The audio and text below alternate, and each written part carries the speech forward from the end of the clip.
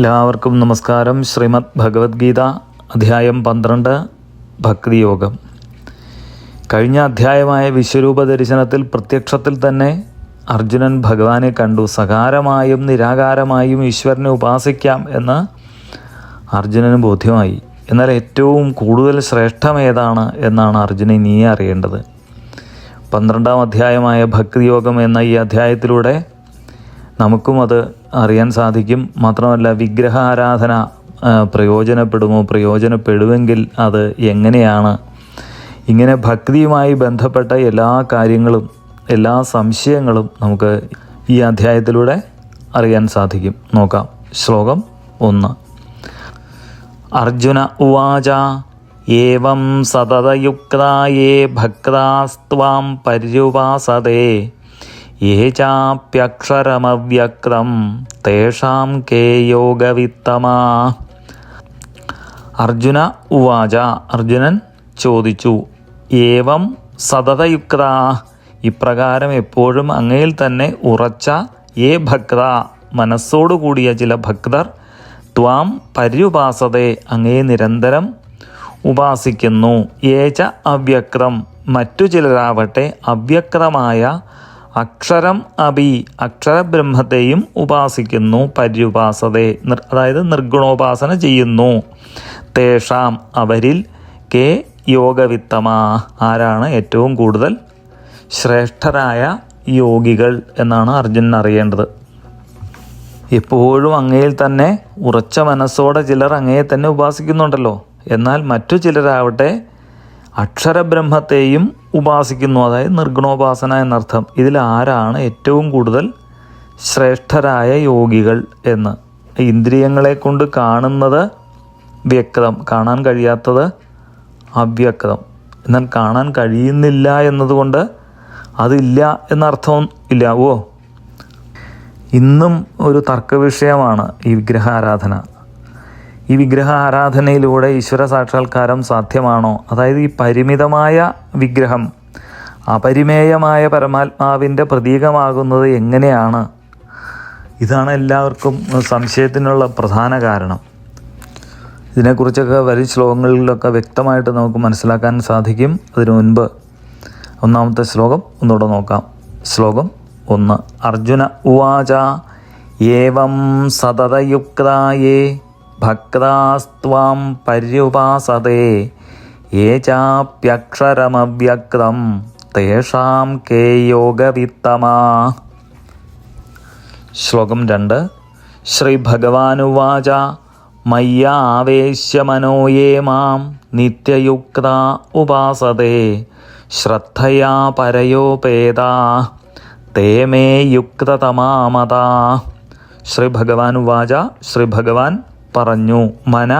മയി ആവേശ്യ, മനസ്സിനെ എന്നിൽ പ്രവേശിപ്പിച്ചിട്ട്, പരയാ ശ്രദ്ധയാ ഉപേതാ, പരമശ്രദ്ധയോടെ, ഏമാം ഉപാസതേ, ആരാണോ എന്നെ ഉപാസിക്കുന്നത്, തേ യുക്തതമാ, അവരാണ് ഉത്തമയോഗികൾ, മേ മത, അതാണ് എൻ്റെ അഭിപ്രായം എന്ന്. മനസ്സ് എന്നിൽ തന്നെ നിർത്തി, അതായത് നമ്മളിൽ തന്നെ എന്നർത്ഥം. ആ പരമശ്രദ്ധയോടെ ആരാണോ ഉപാസിക്കുന്നത് അവരാണ് ഉത്തമയോഗികൾ എന്നാണ് എൻ്റെ അഭിപ്രായം എന്നാണ് കൃഷ്ണൻ പറയുന്നത്.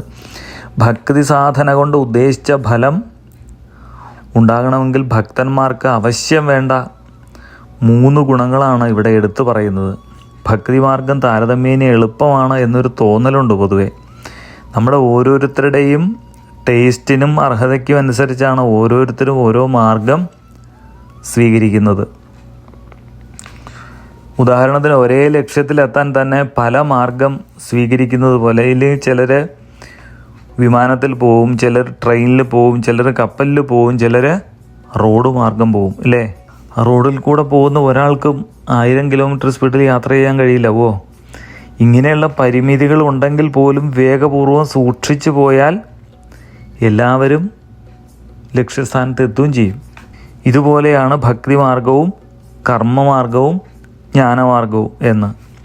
ഇനി ഇവിടെ പറയുന്ന 3 കാര്യങ്ങൾ, മയ്യ ആവേശ്യമനാ, മനസ്സ് എന്നിൽ തന്നെ ഉറപ്പിച്ച്, മറ്റെല്ലാം കഴിഞ്ഞ് സമയമുണ്ടെങ്കിൽ എന്നിൽ ഉറപ്പിക്കൽ, ആ ഒരു ഉറപ്പിക്കലല്ല ഇവിടെ പറയുന്നത്.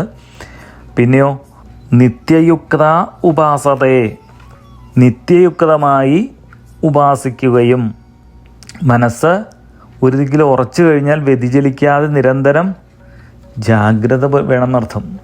അതേപോലെ പിന്നെ പരമമായ ശ്രദ്ധ, അതായത് ശാസ്ത്രവും ഗുരുവും പറയുന്നത് നല്ലപോലെ മനസ്സിലാക്കി കേട്ട് വിചാരം ചെയ്ത് കണ്ടെത്താനുള്ള മനസ്സിൻ്റെ കഴിവിനെയാണ് ശ്രദ്ധ എന്ന് പറയുന്നത്. ഏകാഗ്രതയും തന്മയീഭവിക്കാനുള്ള കഴിവും ആരിലുണ്ടോ അയാളാണ് ഉത്തമയോഗി എന്നാണ് കൃഷ്ണൻ പറയുന്നത്. രണ്ടാമത്തെ ശ്ലോകം ഒന്നുകൂടെ നോക്കാം. ശ്രീ ഭഗവാൻ ഉവാച മയ്യ ആവേശ്യ മനോയേ മാം നിത്യയുക്ത ഉപാസതേ ശ്രദ്ധയാ പരയോപേതാ തേ മേ യുക്തതമാമതാ. 3ഉം 4ഉം ശ്ലോകങ്ങൾ ഒരുമിച്ച് തന്നെ നോക്കാം. ശ്ലോകം 3, 4. യേ ത്വക്ഷരമനിർദ്ദേശ്യം അവ്യക്തം പര്യുപാസതേ സർവത്രഗമചിന്യം ച കൂടസ്ഥമജലം ധ്രുവം സംനിയമ്യേന്ദ്രിയഗ്രാമം സർവത്ര സമബുദ്ധയ തേ പ്രാപ്നുവന്തി മാമേവ സർവഭൂതഹിതേ രതാ. ഇന്ദ്രിയഗ്രാമം സംനിയമ്യ, അതായത് ഇന്ദ്രിയങ്ങളെയൊക്കെ വേണ്ടവണ്ണം നിയന്ത്രിച്ച സർവത്ര സമബുദ്ധയ, സർവത്ര സമബുദ്ധിയോടെ സർവഭൂതഹിതേരത, സർവജീവികളുടെയും നന്മയിൽ ശ്രദ്ധയുള്ളവനായിട്ട് യേ തു ആരാണോ സർവത്രകം അചിന്യം സർവവ്യാപിയും അചിന്യവും കൂടസ്ഥം അചലം കൂടസ്ഥവും അചലവും ധ്രുവം ച അനിർദ്ദേശ്യം ശാശ്വതവും അനിർദ്ദേശ്യവും അവ്യക്തം അക്ഷരം അവ്യക്തമായ അക്ഷരബ്രഹ്മത്തെ പര്യുപാസതേ ഉപാസിക്കുന്നത് തേ മാം ഏവ അവർ എന്നെ തന്നെ പ്രാപ്നുവന്തി പ്രാപിക്കുന്നു. ഇന്ദ്രിയങ്ങളെ വേണ്ട പോലെ നിയന്ത്രിച്ച് സർവത്ര സമബുദ്ധിയോടെ എല്ലാ ജീവികളുടെയും നന്മയിൽ താൽപ്പര്യമുള്ളവനായിട്ട് സർവവ്യാപിയും അചിന്യവും കൂടസ്ഥനും അചലനും ശാശ്വതനും അനിർദ്ദേശ്യവും അവ്യക്തവുമായ അക്ഷരബ്രഹ്മത്തെ ഉപാസിക്കുന്നത് അല്ലെങ്കിൽ അറിയുന്നത് ആരാണോ അവർ എന്നെ പ്രാപിക്കുന്നു എന്ന്. ഇവിടെ പറഞ്ഞ ഓരോ വാക്കും നമുക്കൊന്ന് പറഞ്ഞു പോകാം. അക്ഷരം, അതായത് നാശമില്ലാത്തത്. അനിർദ്ദേശ്യം, നിർവചിക്കാൻ കഴിയാത്തത്. സർവത്രകം, എല്ലായിടത്തും നിറഞ്ഞ നിൽക്കുന്നത്. അചിന്യം, അതായത് സങ്കല്പിക്കാനോ അല്ലെങ്കിൽ ചിന്തിക്കാനോ കഴിയാത്തത്. അചലം, ഇളക്കമില്ലാത്തത്. സംയമേന്ദ്രിയഗ്രാമം, ഇന്ദ്രിയ സമൂഹത്തെ നിയന്ത്രിക്കൽ, അതായത് ജ്ഞാനേന്ദ്രിയങ്ങളെയും കർമ്മേന്ദ്രിയങ്ങളെയും ആ ഇന്ദ്രിയ സമൂഹത്തെ നിയന്ത്രിക്കുന്നതിനാണ് സംയമേന്ദ്രിയഗ്രാമം എന്ന് പറയുന്നത്. സർവത്ര സമബുദ്ധയ, സാഹചര്യങ്ങളും അനുഭവങ്ങളും എന്തു തന്നെയാണെങ്കിൽ പോലും ബുദ്ധി പതറാതെ സദാ സമഭാവനയോടെ നിർത്തുന്നതിനാണ് എന്തു പറയുന്നത്, സർവത്ര സമബുദ്ധയ എന്ന്. സർവഭൂതഹിതേരത, എല്ലാ ജീവികളുടെയും നന്മയിൽ താൽപ്പര്യമുള്ളവനായിട്ട്.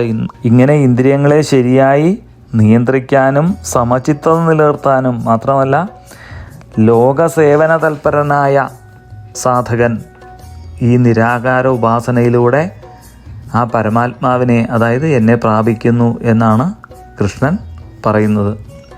തേ പ്രാപ്നുവന്തി മാമേവ, എന്നെ പ്രാപിക്കുന്നു. ആ ശ്ലോകം ഒന്നുകൂടെ നോക്കാം. ശ്ലോകം 3ഉം 4ഉം. യേ ത്വക്ഷരമനിർദ്ദേശ്യമവ്യക്തം പര്യുപാസതേ സർവത്രഗമചിന്യം ച കൂടസ്ഥമചലം ധ്രുവം സംനിയമ്യേന്ദ്രിയഗ്രാമം സർവത്ര സമബുദ്ധയ യേ പ്രാപ്നുവന്തി മാമേവ സർവഭൂതഹിതേ രതാ. ശ്ലോകം 5.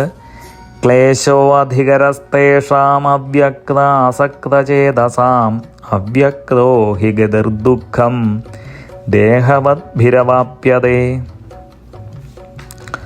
അവ്യക്താസക്തചേതസാം തേഷാം, നിർഗുണ ബ്രഹ്മോപാസകർക്ക് ക്ലേശ അധികര, അതായത് ക്ലേശം കൂടുതലായിരിക്കും എന്ന്. ഹി, എന്തുകൊണ്ടാണെന്ന് വെച്ചാൽ അവ്യക്താഗതി, നിർഗുണോപാസനയിലെ നിഷ്ഠ, ദേഹവദ്ഭി, ദേഹാഭിമാനികളായ സാധകർക്ക് ദുഃഖം അവാപ്യതേ, വളരെ കഷ്ടപ്പെട്ടാൽ മാത്രമേ ലഭിക്കൂ, കിട്ടൂ എന്ന്. നിർഗുണോപാസനയും സഗുണോപാസനയും ശ്രേഷ്ഠം തന്നെയാണ്. നിർഗുണോപാസനയിൽ മനസ്സുറപ്പിക്കുക എന്നുള്ളത് വളരെ ശ്രമകരമാണ്. പ്രത്യേകിച്ച് ഈ ദേഹാഭിമാനികളായിട്ടുള്ളവർക്ക്, ദേഹാസക്തർക്ക് ഈ വളരെ കഷ്ടപ്പെട്ടാൽ മാത്രമാണ് ഇങ്ങനെയുള്ളവർക്ക് ഈ നിർഗുണോപാസനയിലേക്ക് എത്താൻ പറ്റുള്ളൂ. അതിനകത്തെ നിഷ്ഠയും വളരെ കഠിനമാണ്. ചുരുക്കി പറഞ്ഞാൽ സാധാരണക്കാർക്ക് ഈശ്വരൻ്റെ ആ സഗുണഭാവത്തോടു കൂടിയുള്ള ഉപാസനയാണ് ഏറ്റവും എളുപ്പം എന്നർത്ഥം. 5-ാമത്തെ ശ്ലോകം ഒന്നുകൂടെ നോക്കാം. ശ്ലോകം 5. ക്ലേശോധികരസ്തേഷാം അവ്യക്താസക്തചേതസാം അവ്യക്താഹി ഗതിർദുഃഖം ദേഹവദ്ഭിരവാപ്യതേ. ശ്ലോകം 6ഉം 7ഉം ഒന്നിച്ചാണ്, അത് ഒന്നിച്ച് തന്നെ നോക്കാം. ശ്ലോകം 6, 7.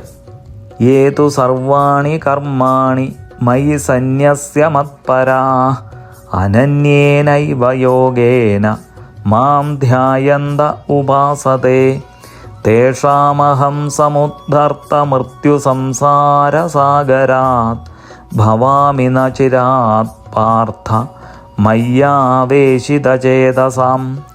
തു യേ എന്നാൽ ആരാണോ സർവാണി കർമാണി സർവകർമ്മങ്ങളും മയി സന്യസ്യ എന്നിൽ സമർപ്പിച്ച് മത്പര എന്നെ തരം പരമലക്ഷ്യമായി കരുതി അനന്യേന ഏവ യോഗേന മാറാത്ത ആ ഒരേ ലക്ഷ്യത്തിൽ തന്നെ മനസ്സുറപ്പിച്ച് മാം ധ്യായന്ത ഉപാസത പരമ്പൊരുളായ എന്നെ ധ്യാനിച്ചുകൊണ്ട് ഉപാസിക്കുന്നത് മയി ആവേശിത ചേതസാം എന്നിൽ തന്നെ ഉറച്ച മനോവൃത്തികളോടുകൂടിയ തേഷാം അവർക്ക് പാർത്ഥ അഹം ഹേ അർജുന ഞാൻ ന ചിരാത് വൈകാതെ മൃത്യു സംസാരസാഗരാത് ആ മൃത്യു സംസാരത്തിൽ നിന്നും സമുദ്ധർത്ഥ ഭവാമി ആ സംസാര സാഗരത്തിൽ നിന്നും ഞാൻ അവരെ കരകയറ്റും എന്ന്. ആരാണോ സർവകർമ്മങ്ങളും എന്നിൽ തന്നെ സമർപ്പിച്ച് എന്നെ തന്നെ പരമലക്ഷ്യമായി കരുതി മനസ്സ് ഏകാഗ്രമാക്കി ഒരേ ലക്ഷ്യത്തിൽ മനസ്സുറപ്പിച്ച് പരമ്പൊരുളിനെ അല്ലെങ്കിൽ ഈശ്വരനെ ധ്യാനിച്ച് ഉപാസിക്കുന്നത്, അങ്ങനെയുള്ളവർ പെട്ടെന്ന് തന്നെ സംസാര സാഗര സമുദ്രം കടക്കുന്നു എന്നില്ലെങ്കിൽ ഞാൻ അവരെ അതിന് കടക്കാൻ പര്യാപ്തമാക്കുന്നു എന്ന്. എല്ലാ കർമ്മങ്ങളും ഈശ്വരാർപ്പണമായി ചെയ്യുന്നവരും ഈശ്വരനെ തന്നെ പരമാശ്രയമായി കാണുന്നവരും പരമഭക്തിയോടെ ഈശ്വരനിൽ തന്നെ മനസ്സുറപ്പിച്ച് ധ്യാനിക്കുന്നവരും ഉത്തമ ഭക്തന്മാരാണ് എന്നാണ് ഈ ശ്ലോകത്തിൽ പറയുന്നത്. 6ഉം 7ഉം ശ്ലോകം ഒന്നുകൂടെ നോക്കാം. ഏതു സർവാണി കർമാണി മയി സന്യസ്യ മത്പരാ അനന്യേനൈവ യോഗേന മാം ധ്യായന്ത ഉപാസതേ തേഷാമഹം സമുദ്ധർത്ത മൃത്യു സംസാരസാഗരാത് ഭവാമി ന ചിരാത് പാർത്ഥ മയ്യാവേശിതചേതസാം.